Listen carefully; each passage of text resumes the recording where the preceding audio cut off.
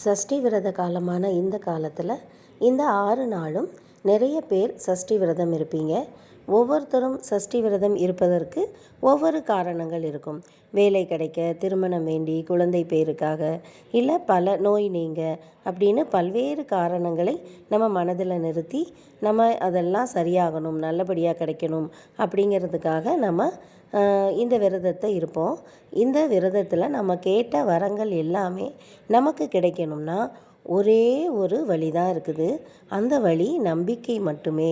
நாம் எந்த கடவுளை வணங்கினாலும் நம்பிக்கை கண்டிப்பாக நமக்கு தருவார் அப்படிங்கிற ஒரு நம்பிக்கையோடு நம்ம இந்த வழிபாட்டை நம்ம செய்யும்போது தான் அதன் பலன் முழுமையாக நமக்கு கிடைக்கும். விரத முறை என்று பார்க்கும்போது எல்லாராலும் கடுமையான விதிமுறைகளை பின்பற்றி இருக்க முடியாது. ஆனால் நம்பிக்கையோடு எல்லாருமே விரதம் இருக்கலாம்.